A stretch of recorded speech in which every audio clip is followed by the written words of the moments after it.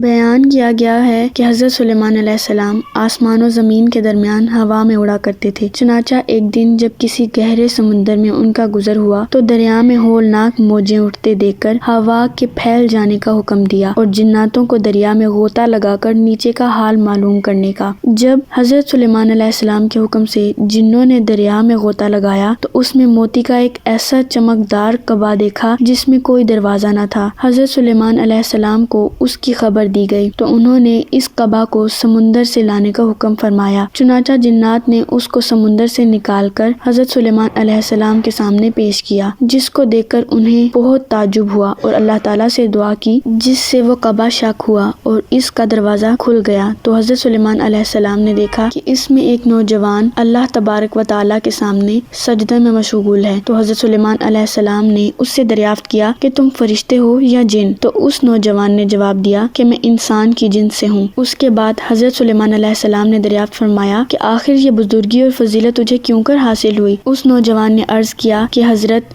مجھے یہ فضیلت اطاعت والدین اور ان کے ساتھ حسن سلوک کے سبب حاصل ہوئی ہے۔ میں اپنی ضعیف والدہ کو اپنی پشت پر لادے رہتا تھا اور ان کی دعا تھی کہ اے میرے معبود، تو اس کو سعادت عطا فرما کر میرے مرنے کے بعد اس کا مقام ایسی جگہ متعین فرما جو آسمان میں ہو نہ زمین میں۔ چنانچہ والدہ ماجدہ کے انتقال کے بعد جب میں ایک دریا کے کنارے گھوم رہا تھا تو میں نے سفید موتی کا ایک کبا دیکھا۔ جب میں اس کے پاس پہنچا تو اس کا دروازہ کھل گیا اور میرے اندر داخل ہونے کے بعد قدرت الہی سے خود ہی بند ہو گیا۔ مجھے معلوم ہی نہیں کہ اب میں زمین میں ہوں یا آسمان میں ہوں یا ہوا میں۔ اللہ تعالیٰ اسی میں مجھے رزق عطا فرما دیتا ہے۔ حضرت سلیمان علیہ السلام نے دریافت کیا، آخر اس میں تجھے روزی کس طرح حاصل ہوتی ہے؟ اس نے کہا، جب بھوکا ہوتا ہوں تو پتھر سے ایک درخت پیدا ہوتا ہے اور اس درخت سے پھل جس میں دودھ سے زیادہ سفید، شہد سے زیادہ میٹھا اور برف سے زیادہ ٹھنڈا پانی نکلتا ہے، جس کو میں کھا پی لیتا ہوں اور میرے سیراب ہو جانے پر خود ہی وہ درخت غائب ہو جاتا ہے۔ اس کے بعد حضرت سلیمان علیہ السلام نے دریافت فرمایا، آخر تم کو اس کعبہ میں دن اور رات میں کیوں کر امتیاز ہوتا ہے؟ تو اس نے جواب دیا کہ جناب، جب صبح صادق طلوع ہوتی ہے